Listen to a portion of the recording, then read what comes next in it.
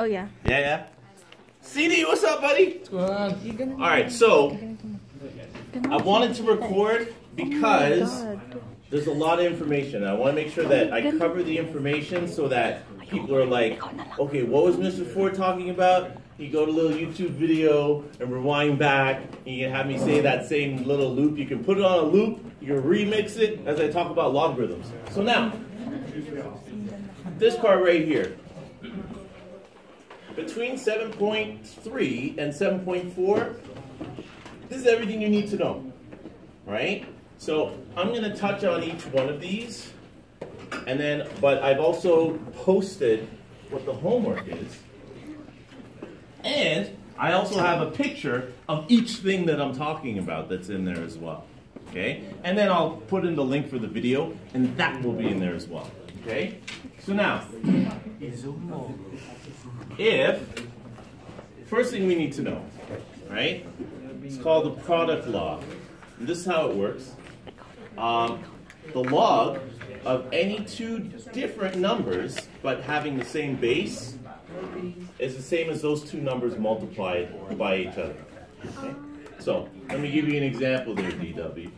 All right, so now, if I have the log base 2 of, let's say 16, okay, plus the log base 2 of, let's just say 2, okay?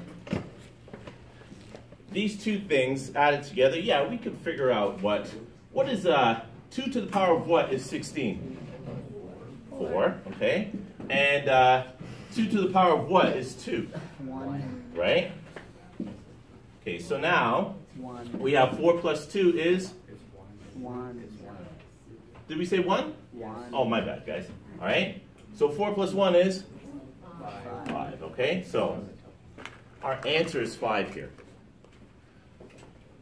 We can do this the other way. We can use our product law, and we can say, you know what? The log base 2 of 16 plus the log base 2 of 2 is the same as the log base 2 of 2 times 16. So we can take that information, we can go log base 2 of 2 times 16. What's 2 times 16? 32. So the log base 2 of 32, 2 to the power of what is 32? Okay? So that's how we see that they're related. Now the quotient law works exactly the same way, right? If we're subtracting two things, okay? If we're subtracting two things, that's the same as dividing these two things here, okay?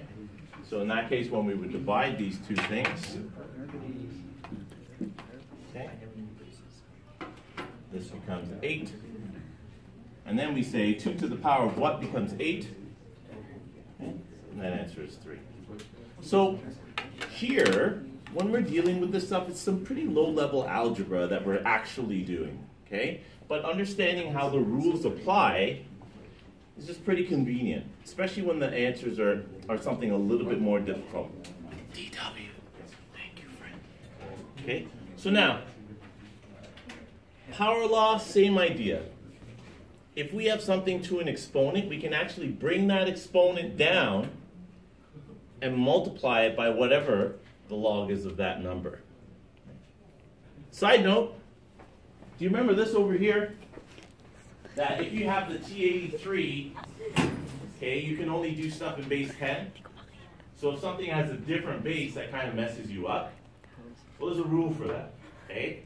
It's called the change of power, or the change of base formula. So that's what you're doing in your T83, and I just kind of put that as an aside, as a thing that if you see this, if you see the change of base law, well, you're already doing that. So I wanted to make sure that that was there as something that you could refer back to and be like, oh, well, what's the change of base law? Oh, wait a minute, I already know the change of base law, because that's just me dealing with different bases on my T83. So for that part, that's just a little bit of a mental exercise, so you can understand how that works. Where's my eraser? Now, Brion, you still got me? Yeah. All right, good. Now,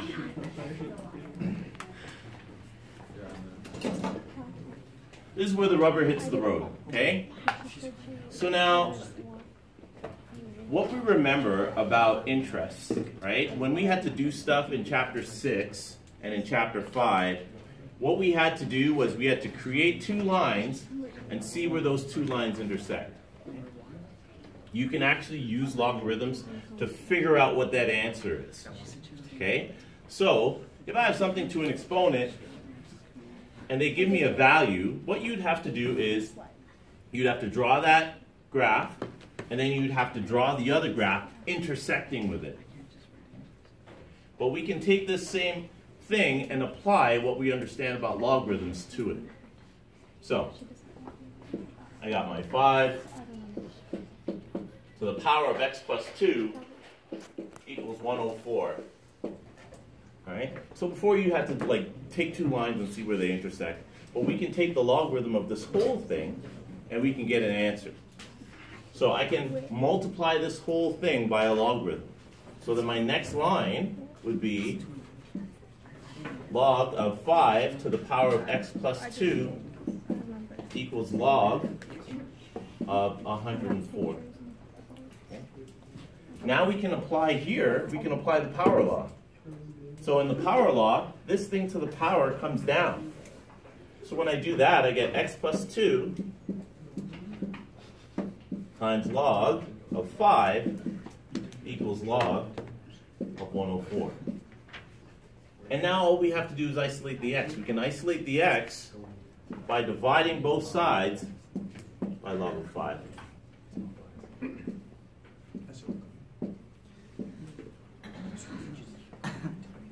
So then, I can just calculate what this answer is, and then whatever that answer is, I'm going to subtract 2 from it, and that's going to tell me what x is. So basically all we've done is use the power of logarithms to isolate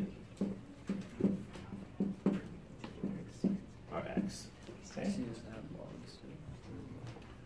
The majority of 7.4 is straight up algebraic manipulation. So if we can see the logarithmic rules, the laws in there, it's going to help us manipulate those different values so that we can solve for x. So we're going to do another one. Okay? So now, same thing applies when we have two numbers where we have to solve for x, yet we have a different base. Okay? So we got different bases here, and we still got to figure this out. We can use logarithms and the power law in order to isolate those x's. So we multiply everything by log. So whatever I do to one side, I do to the other side. So we're going to get log of 2 to the x minus 1 equals the log of 3 to the x plus 1. Okay? In power law, both these come down. So when I bring that down, I have x minus 1 times the log of 2 equals x plus 1 times the log of 3. So there's a little bit of stuff that we need to figure out here, right? Because we're going to have x plus 1 underneath x minus 1, and we might get stuck in terms of what are we going to do with that value? Like, how are we going to work that out? That doesn't necessarily help me answer the question. So another thing that we can do, kind of a sidestep, is we can just multiply this through, right? So then we'll have x times log of 2 minus log of 2 on one side is equal to x times log of 3 plus log of 3. Now we can go through and collect our like terms. So we have x is over here, okay? And we have our logs over here that we can collect and solve for. So when we do that, we're going to have x times log of 2. We're going to bring this over. So we're going to subtract this from both sides, minus x times log of 3. All of that is equal to, we're going to add this to both sides. So we get log of 3 plus log of 2. We have this x here, we can actually factor out this x to get it out of the way. So then when we factor out this x to get it out of the way, then we can divide this whole quantity over here. And that helps us solve for x, because x is just going to be equal to log of 3 plus log of 2 all over log of 2 minus log of 3. Okay, and that would be our next step here. So then we would say x, so we factored out this x, and then we divided out this quantity and put it over here in order to help us solve for x. Plus log of 2 all over log of 2 minus log of 3. Okay. Everything else about how this works, because we're taking all the algebra that we know from grade 9 and grade 10 and grade 11, and we're just applying that algebra. So everything else that we need to know, or in order to become comfortable with it, is a matter of practice. The next 2 sections are just these, and applying them. A sort of extension from that is what we understand about our interest rate. Okay? Because the way that our interest rate is set up, we can apply our understanding of logarithms to that. So I'm just going to erase this for a second. Okay?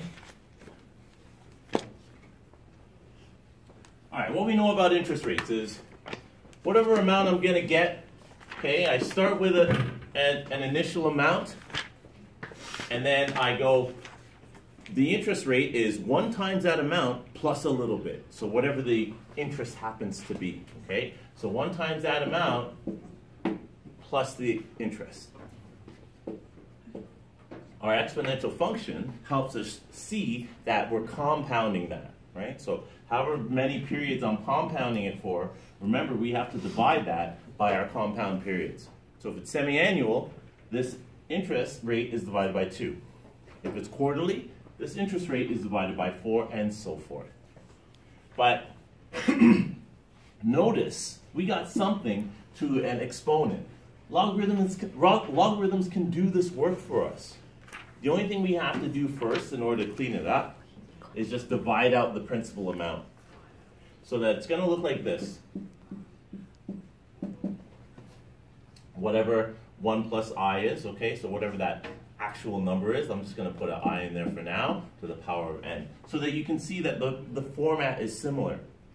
So now when we want to solve for x, when they say, oh, what's the value, how long is it going to take before they have X amount of dollars?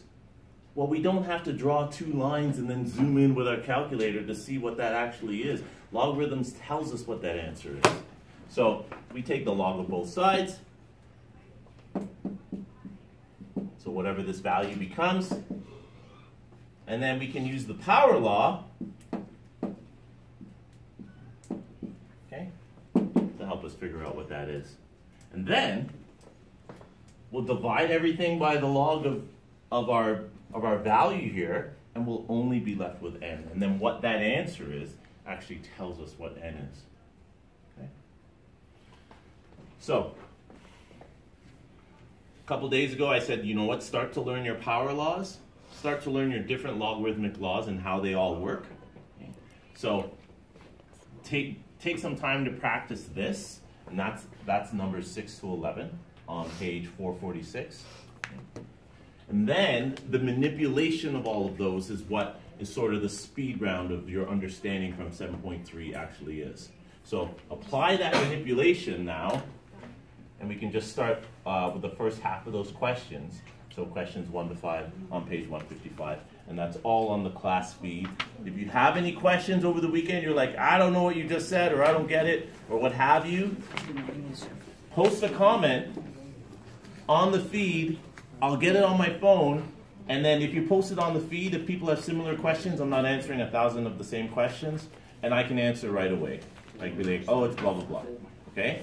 So, there you go. That's your work. That's your thing. That's the thing. All right? And now everyone has a thing. Please don't set my room on fire.